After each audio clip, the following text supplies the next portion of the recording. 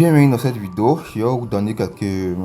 bon, j'espère pouvoir faire une vidéo assez courte où je vais vous présenter le jeu de Hyper Jump et bien évidemment des astuces pour mieux jouer à ce jeu-là.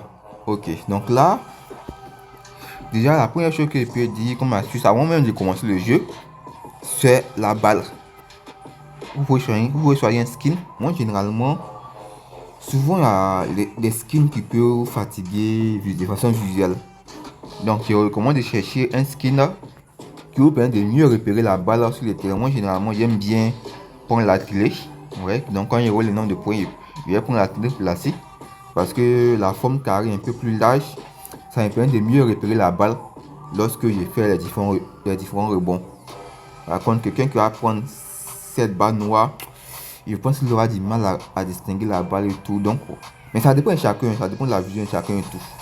Mais moi, généralement, soit je conserve la balle blanche, soit je vais prendre la balle de foot, ou bon, cette balle de foot plutôt, ou je vais prendre la télé ou le paquet cadeau. Pour moi, ce sont les formes plus faciles à distinguer lorsque je joue à ce jeu. Ça, surtout pas négliger, ça vraiment, ça fait la différence. On ne s'en rend pas compte, mais c'est généralement les skins qui fait la différence. Ok, donc là c'est parti. Donc l'exercice est simple, c'est de rebondir sur les tiles blanches. Vous voyez que plus je rebondis sur les tiles blanches, plus il y aura le point. Donc une stratégie, c'est de rebondir sur le plus de tiles de façon successive. Et de faire la plus grosse série. Donc plus il fait une série de rebonds sur les panneaux blancs, plus il marquera un score qui sera élevé. Et ça, c'est très le début de la game. Il faut vraiment maximiser cela. Voilà. Donc vous voyez que là, il tapé un peu dans les vides, mais comme il était à x15, il n'a rien subi. Et là, quand vous prenez ce super rebond, ne descendez pas d'un coin où c'est un peu compliqué à agir. Voilà. Par exemple, si c'était une situation de 1-1-1, j'aurais été risqué de descendre. C'est mieux d'attendre de tomber sur une longue bande. Bon, là, je ne sais pas trop vous expliquer puisqu'on a déjà passé la partie, mais où est l'idée? Par exemple, si j'étais dans cette zone, je ne serais pas descendu avec. J'aurais attendu d'être arrivé sur une zone, par exemple comme celle-ci, pour descendre si j'avais pris l'accélérateur de vitesse. Donc là, je continue mes rebonds. Voilà. Et le bouclier, vraiment, c'est très important pour le bouclier. Ça se sauve s'il fait une force de marche. Là, il a pu casser parce que c'était en x15. Donc, c'est très important de faire une série de rebonds. Ça, c'est de la protection. Ok. Donc là, je vais tous me les faire un par un. Ouais, souvent il y a ces petits ratés, mais c'est pas grave. Si ça n'arrête pas pour ça, tu continues la game. Donc là, je continue de faire mes rebonds tranquille.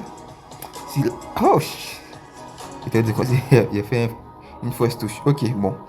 Donc il relance. Donc vous voyez que c'est pas en un coup qu'on fait un gros score, c'est à petite répétition. Donc n'hésitez pas à faire plusieurs games.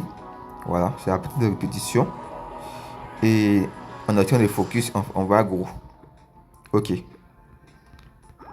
Donc là, il rebondit. Vous voyez qu'il a fait un mauvais rebond parce que il y avait l'accélérateur vers le haut. Donc généralement, il faut éviter de rebondir lorsqu'il est là. Mieux vous les laisser t'emporter. Et puis, une fois dans les airs, tu vas essayer de descendre. Voilà. Donc là, il continue. Descend tranquille. Donc souvent, quand vous prenez les gros rebonds là comme cela, mieux vous attendre. Vous voyez que là, il a évité l'accélérateur horizontal parce que je l'aime pas vraiment. Donc, qu'il y a la possibilité de dribbler, je le dribble. Donc, vous voyez que c'est pas une obligation de rebondir sur tous les tirs. Souvent, il y a certains qui peuvent être désavantageux. Donc, mieux vous les éviter. Quand tu vois que si tu as rebondi sur lui, celui s'est tombé au sol, tu l'évites. Tout simplement. Souvent aussi, le travail peut être trop court là, comme cela. J'ai préféré casser ma course, sinon il risque de tomber dans les vides. C'est vrai qu'il a dit qu'il faut prendre la situation de rebond, mais il faut souvent aussi analyser si tu auras assez d'élan pour sauter ou pas. Si tu vois que l'élan n'est pas assez, mieux tu casses pour pouvoir avoir un bon élan pour sauter. Là, il me laisse emporter. Il descend, voilà. Là, il n'y a vraiment pas de souci, il peut continuer. Là, c'était un peu risqué, mais bon, c'est passé. Donc, je continue, voilà. Ok, donc là, maintenant, moi, c'est une partie full là, sans parler. Bon, il a parlé un peu. Je vais essayer de monter un peu comment on va. Donc, juste suivre la game. Voilà, vous allez voir un peu plus de vous-même, vous allez analyser.